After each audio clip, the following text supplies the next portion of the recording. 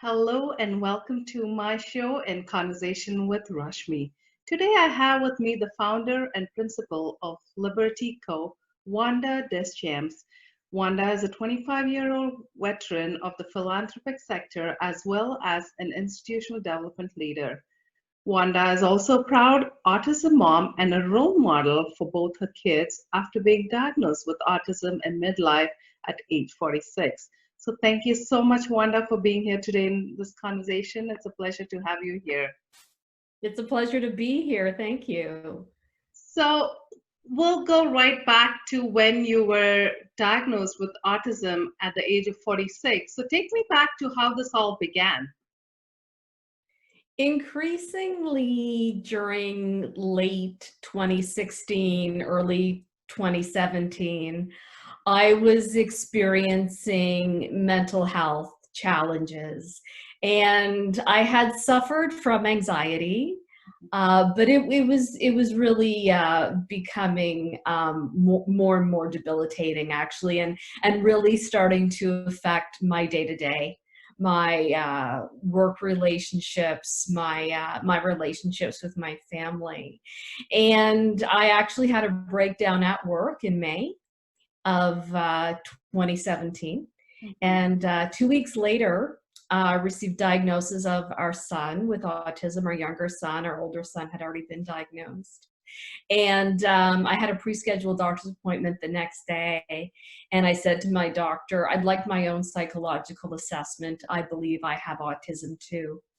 And so then things moved very quickly. And I was diagnosed with autism July 25th, 2017, as you mentioned, at the age of 46, almost 47. Did you always feel you were a little different from the rest of your peers? And growing up, did you realize there was something not fitting in here? I did feel I was different. And I was different. And I know that now as autism. However, there were so many aspects of my home environment and my upbringing and my own situation that were unique from the mainstream, that it was really difficult for me to distinguish. And that's one of the reasons why it took so long for me to be diagnosed, as opposed to purely focusing on, as I mentioned, these factors around environment. Just to give you one example, I'm the youngest of a family of 10, and my parents were older when I was born. And my parents were, for their time, very well educated. And so my family was different from the mainstream in and of itself when you consider that.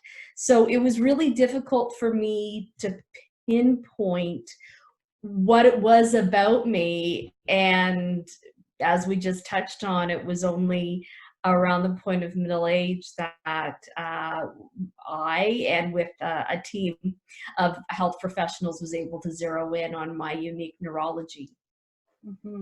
And when the diagnosis had come out saying that, yes, you do have autism, at that age, did that surprise you? What was your reaction when you found out this was it?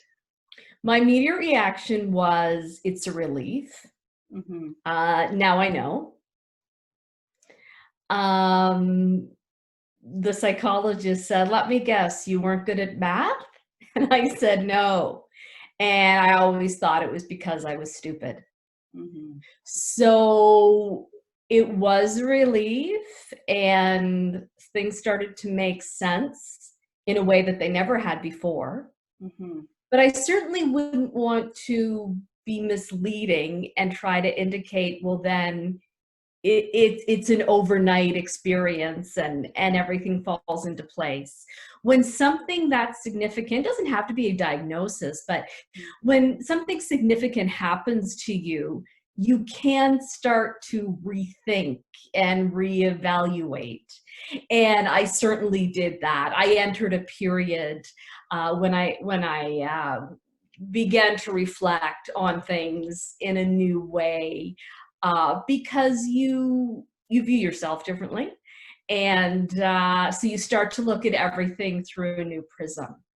And I was also diagnosed with PTSD at the same time. Mhm. And so I actually focused on that first in terms of looking at treatment, Mhm. because my symptoms were so acute. And that ties back to what I was saying initially about my symptoms, which were really becoming debilitating late 2016, early 2017. A number of those were related to trauma. And at some point, you also faced discrimination, bias, and negative stereotypes throughout your life. So, how was that growing up, or even at later stage in life when you faced all this? Today, when you have your own kids, and you mentioned they've been diagnosed with autism as well, does your experience help teach them what you went through? Yes, yes.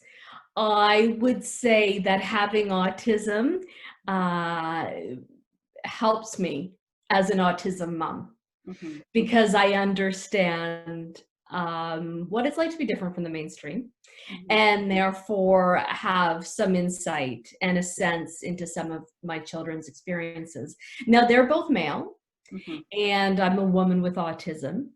And so while there are similarities, we know from research, and we know from observation and understanding about the women experience with autism, that it is different, not only because of neurological differences, but actually uh, to a large degree because of societal differences. So the way that women are treated in society is different from men. And this is largely because of societal constructs and because of gender assumptions that are made within our society. So yes, I feel it does give me insight. It is different because they're both male, both my sons with autism. And do you think there are a lot of women who go through, who are undiagnosed with autism and are still, doing their day to day, not realizing that this is a problem? Yes, so we actually know that to be true. So right now we're looking at 1 in 66 children diagnosed with autism, and the ratio of men to women is about 3 to 1 to 4 to 1. Mhm. And we have reason to think that actually the percentage of women is much higher. It's just that they're either undiagnosed or they're misdiagnosed with other conditions. So, for instance, they may have generalized anxiety because co-occurring conditions with autism is a reality. However, that autism piece is missing. And there are a few theories as to why this is the case, including the research was constructed through a male lens, and therefore more men are diagnosed. And these are the things that researchers are looking at now, and obviously changes have to be made. So I've participated in research about this, and I'm looking forward to participating in more research about it, and also providing advice about diagnostic tools. So actually, it's one of the reasons I decided to become involved in advocacy, definitely as a mom. As a woman with autism, though, because this is to a large degree an untold story. It's not an understood experience, and we need to increase awareness and understanding, because it's causing a lot of health issues for women, and for those in their lives. It's causing a lot of issues in the workplace. It's causing a lot of issues across the board. So we're working to change that. Mhm. And you also are the founder of Liberty Co., and you launched Women for Women.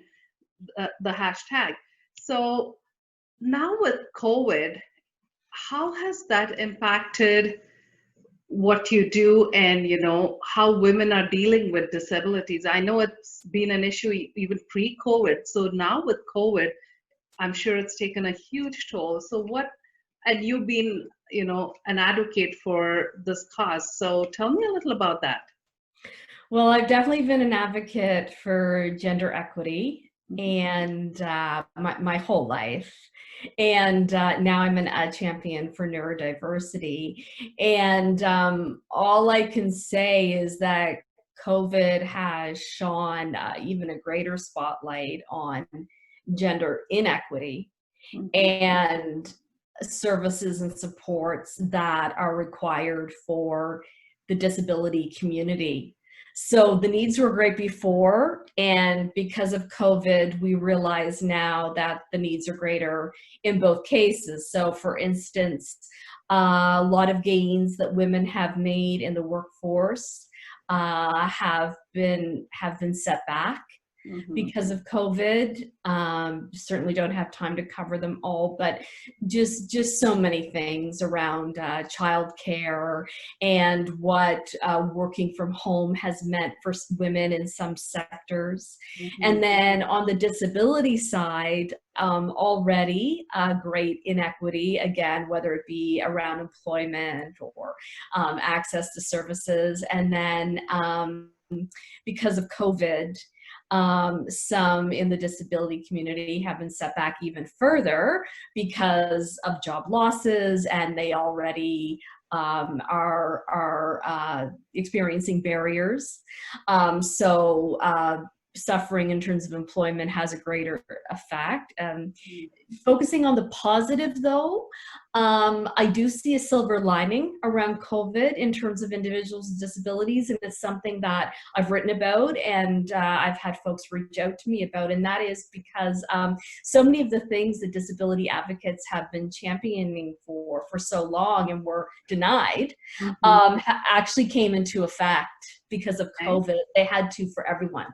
So, Mhm. for example, flexibility around hours, working from home, increased technological support. These are things that had to be put in place overnight for everyone because Mhm. of basically the workforce moving to home offices. And so I see great things coming out of COVID for the disability community because there's no going back. We're looking at the entire workplace through a new prism. And on the gender equity front, I'm optimistic. There's still a lot of concerns. It's going to take a long time. However, there is a feminist recovery plan Mhm. and co-authored by the YWCA and the Institute for Gender and the Economy out of U of T. So that's encouraging, but it does highlight that we have a lot of work to do. Mhm.